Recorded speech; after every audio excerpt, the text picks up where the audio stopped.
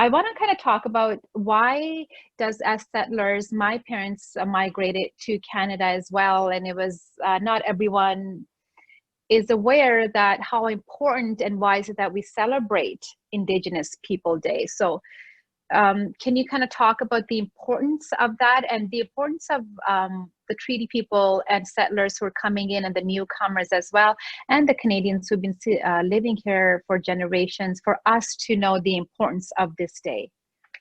Well, I think we go into that bigger scope now, and Justice Murray Sinclair said it so eloquently and so well. It's kind of like our Remembrance Day. We have to remember, you know, and if you ever get a chance to hear Justice Murray Sinclair, it's a 2-minute clip on why that saying of they can't get over it needs to be kind of put aside because of this day. So this day is that Remembrance Day for us, where we remember the atrocities and the things that for 7 generations at the start of residential school, and that impact that it had when it kind of blew apart the family, which is the identity, the kinship, the sense of community, the loss of language, the loss of relationship with Mother Earth and with values and their culture. Sometimes the loss of their sexuality because of sexual abuse. There were so many. It was kind of it was a point in history where we need to remember that. And by having that day set aside to honor all of those that walked before us and what they needed to go through. No, today we did not go through what our ancestors did. But the reason why is because we're talking about those uncomfortable things now.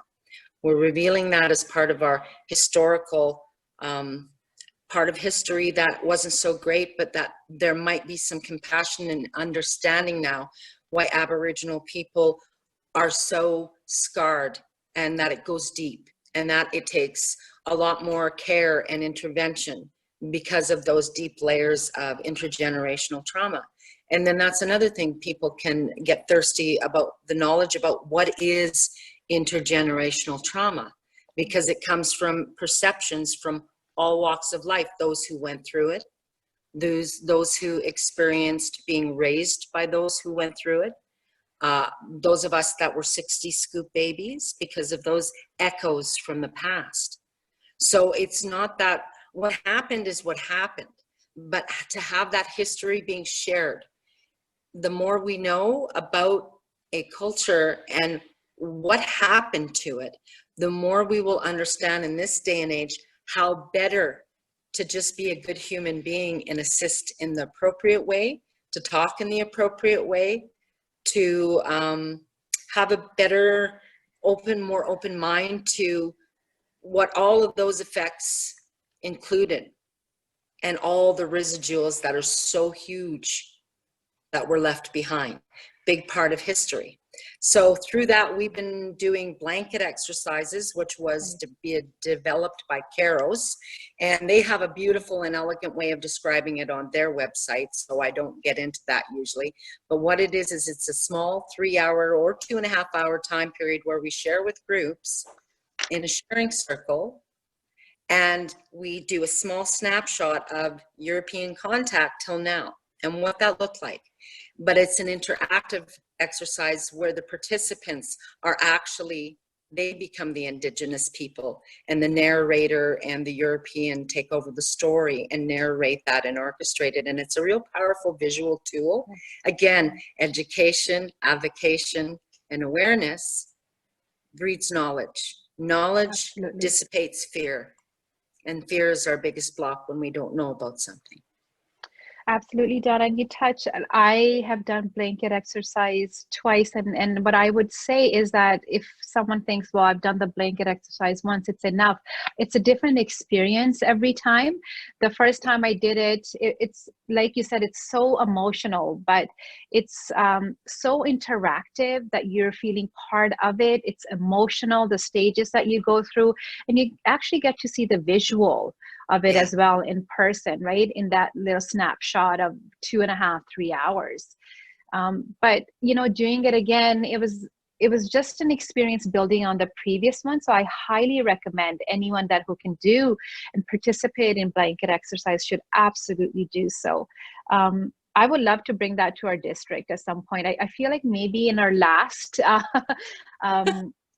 in May in our conference, I think we may have done it, but absolutely, as soon as I get a chance, I'm going to get in touch with Mary. I'm thinking she's logged on as well. So Yeah. you know, bring in the right people, and we need to have this, because what I Yes. want to touch on next, Donna, is that at one of the conferences is the TRC, the Truth and Reconciliation. And what I remember one of the speakers saying, truth and finding out truth is one part of it, but the reconciliation part is the harder part.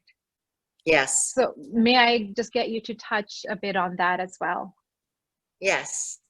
Once again, it's, and I can't, you'll hear me say it probably for the rest of our lives until I'm off this plane anyway. It's my humble opinion, just from what I've seen and what I've learned over the years. It doesn't necessarily reflect everybody else, but I think the TRC was developed. It's kind of like policy and procedure. That policy is what it is, and the procedure is the action plan. And we've been in the writing the policy for long enough. So I think this is the year, because of the shift and all that's kind of happened. I think the wheel's writing itself once again. And I think this year is about the action, about doing, not saying anymore, walking that walk. Instead of saying we're thinking of doing something with this organization, or we'd like to, or we're looking at, let's just say we're going to do this, and this is the time frame we're going to do it, and let's just get her done. So I think this year for me, and for a lot of people that I work with and that I've talked to, it's time for action, getting into the doing, the actual doing of all of those things we've talked about implementing for a long time already. I'm going to share this. I'm sure if everyone can see, it's a small little booklet, Donna, and I got this from Nadette from the Friendship Society, and it's from the University of Manitoba, and all the calls to action are in here. And I'm going to get a lot more of these. Good. And distribute them within our Rotary clubs, because I have few pages, as you can see, marked here. And like you said, this is actionable items that you can take from here that are the calls to action in here. Actually, this booklet is amazing, where it says, this is what you can do in your workplace. This is the actions that you can do within your community. So it's a great resource, and I absolutely love this. And like you said, action is part of the reconciliation, right? Yeah.